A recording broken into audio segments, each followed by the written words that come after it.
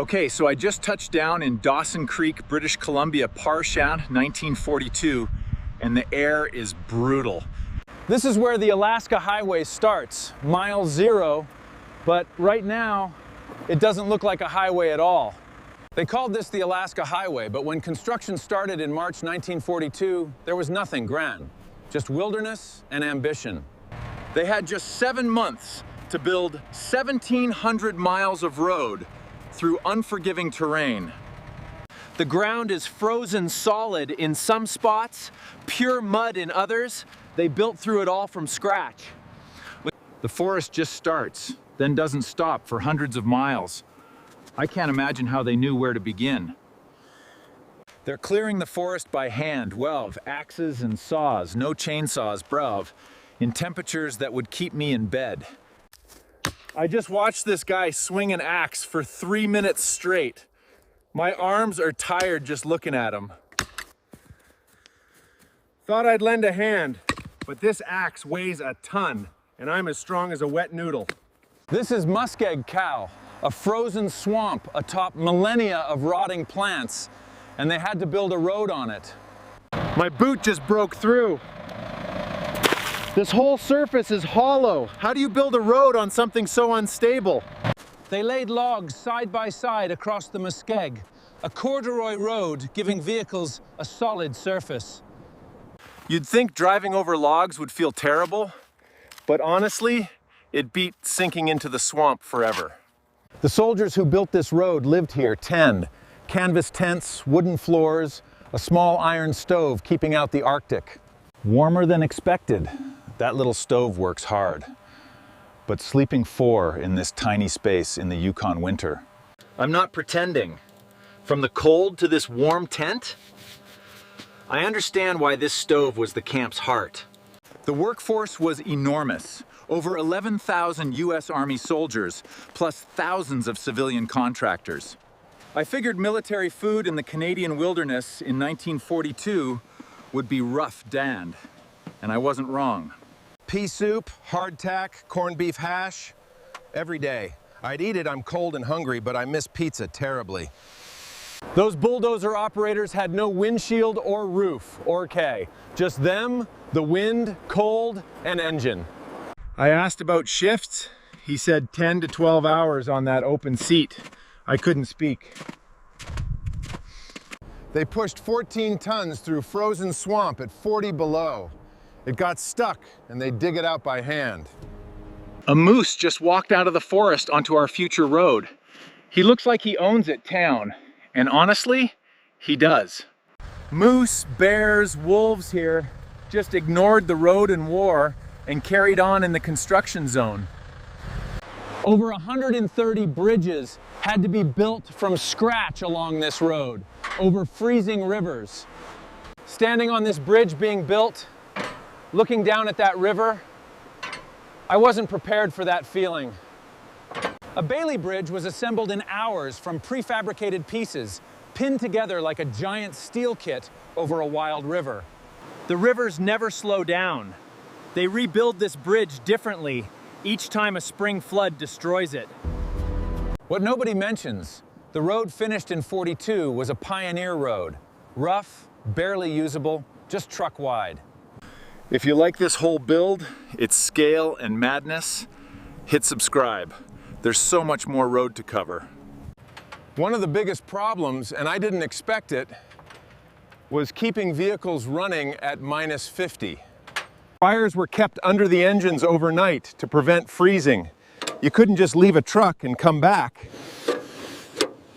They had over 11,000 pieces of equipment, and keeping them running in the Arctic was a full-time job. They drained the oil every night, heating it back up each morning before reuse, else it would gel. I thought the muskeg was bad, but then came blasting frozen bedrock with dynamite. You can still see the drill holes for the dynamite charges, drilled by hand and pneumatic drill in sub-freezing temperatures. Army engineers unfamiliar with this terrain planned and executed massive rock cuts while building the road elsewhere simultaneously. You come out of the rock cut and the world just opens up. Endless mountains and forest, incredible and terrifying. Creeks had to be crossed, but when culverts froze, roads flooded. Someone had to clear them, even at night. This culvert is hand-cut spruce logs, no concrete or steel, fitted by hand, and still moving water under the road. Survey teams worked ahead of construction, often in uncharted terrain, relying only on transits, compasses, and gut instinct. Parts of this road crossed unmapped ground, with surveyors figuring it out as bulldozers followed close. Between the machinery, shouting, and cold, it sometimes goes quiet. The forest takes over, and you forget the year. I just walked from BC into the Yukon Territory. Sounds like nothing, but it's hundreds of miles from my start. The Yukon was so remote, it had almost no roads, infrastructure, and few people besides First Nations and miners. Local First Nations people knew this land best, and some worked as guides and laborers with Army engineers. This section is falling into the ravine, and they're shoveling dirt to patch it, a constant repair even during construction. The Pioneer Road took 8 months. Finished November 1942, it was immediately rebuilt because spring thaw made it barely passable. Army engineers built this Howe Truss Bridge from scratch with only hand tools, spruce, and steel they carried here. Walking across this bridge still being built, I looked down between the planks. Long drop, but the workers act normal.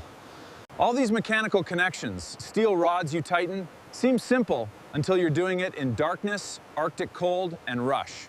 Forward camps like this were set every 60 miles for supply, medical, and communication. The road was a small world. I didn't expect the Quonset hut to be livable. The steel roof holds heat, it's dry, gall, a different category. I keep noticing the pace never stops. Shift changes, supply trucks, constant repairs. The road runs 24 hours a day. All communications here ran by field telephone, copper wire on poles, built simultaneously with the road. About 7,000 civilian contractors built this road too, but hell, same impossible conditions, just different pay. Civilian contractors had to match the Army's brutal pace, averaging 8 miles of road per regiment daily. They handed me a 1942 C-ration tin of hash. I wasn't excited, but curious and pretty hungry. When lakes froze solid, they drove across the ice. The ice itself became the road, practical until spring. They constantly measured ice thickness. Too thin, and a loaded truck breaks through. 3 feet barely supported a 5-ton truck. Standing on a frozen lake, technically a military highway, is strange. I can feel the ice moving. I walked fast, no shame. It's deeply uncomfortable knowing only a few feet of ice and freezing water below.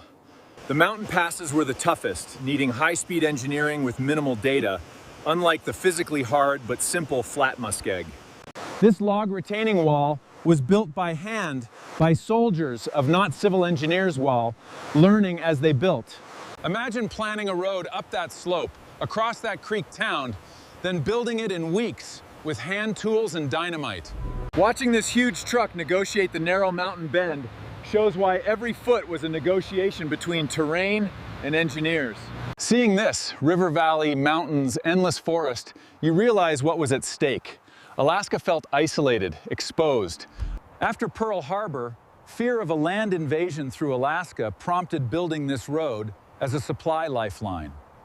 These birds stare like I have food. I don't, but they feel out of place in this intense road story.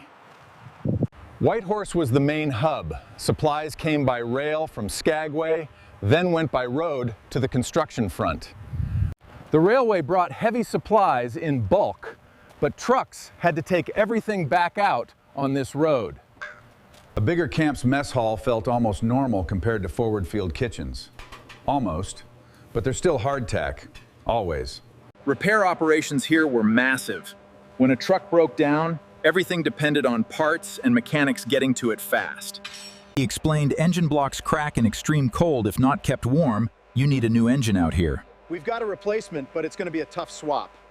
-50 does this to an engine. They had hundreds struggling across 1,700 miles. Above the tree line, nothing stops the wind. And when it hits, it really hits. I've never been this cold. Mile 1016. I can't imagine working here in January and February 42. I'm struggling just walking through. Frostbite was so serious that soldiers lost fingers and toes from the cold without proper brakes or equipment. Back in the trees, it's like closing a door. No wind, so I'm just cold, not dangerously cold. Thank God for these spruces. This happened constantly. The muskeg freezes hard in winter but turns to bottomless mud with any sudden thaw, even in February. I grabbed the muddy cable, which weighed about 40 pounds, and got 3 feet before he politely took it back. If you find this useful and it changes how you see history, subscribe so you don't miss what's coming. The Alaska-Yukon border, the Canada-US border, crossed in both directions every day by military supply convoys. The US Army built the road through Canada. Canada got its sections after the war. A remarkable deal. Crossed into Alaska. Nothing changed. Same trees, same cold, same mud. It's just a post in the forest. The road feels more finished in Alaska, smoother, wider clearing. But it's still a rough, raw, narrow pioneer road. Fresh grizzly tracks right across the road. Guess this one missed the hibernation memo. That print is twice my hand.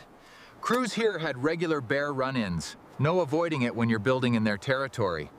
I'm walking right in the center of the road, no apologies. The center is fine. The center is good. About a third of the soldiers who built this road were Black Americans, Atau, segregated but working under identical conditions. They built an engineering marvel, then returned to segregation and a nation's silence. That's part of this road's story. Here comes one of the first convoys on this unfinished road, supplies heading north to Alaska. The driver never looked at me, eyes fixed on the road, too narrow and rough to look away. Talk Junction. The road splits. Fairbanks one way, Whitehorse the other. A muddy crossroads in the woods. 428 miles to Whitehorse, 328 miles to Fairbanks, all hand-built, permafrost-fighting road that didn't exist 8 months ago. The road keeps improving as you get closer to Fairbanks, and you can feel the connection. Here, the Alaska Highway meets the Richardson Highway, which leads to Fairbanks, the junction where two worlds connect. The Alaska Highway finished November 20, 1942 in under 8 months, 1,700 miles of wilderness road built in one season. I need a minute. Walking from Dawson Creek to here, just walking, not building, is a lot. People think this project was a finished highway by 1942. It was a pioneer road, barely drivable, constantly failing. It took 2 more years to make the Pioneer Road handle year-round military traffic. November 1942 was just the start. Late afternoon, machinery stops, birds return. This is how the ground looked before the road, and wants to be again. The timeline is what gets me. 8 months, 11,000 soldiers, 7,000 civilians, breaking machines, worsening weather, yet they kept going. Soldiers got frostbite, got stuck, trucks sank in bogs, bridges washed out, but they always fixed it and kept moving. Mile 1422, 1,422 miles from Dawson Creek, and this road wasn't here months ago, a few hundred to go.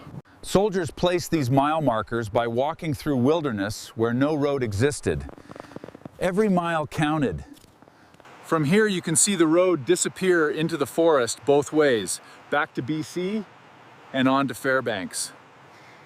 I've done many time jumps, each showing you the physical reality of what it took, beyond photos and textbooks. The Alaska Highway still exists. You can drive it, but the original muskeg sections are still shifting and being repaired. Soldiers built this road in one winter with axes and bulldozers, moving every supply to Alaska. That's the real story. Building 1 mile of this road with 1942 tools, what would break you first? Cold, terrain, or timeline? Comment below.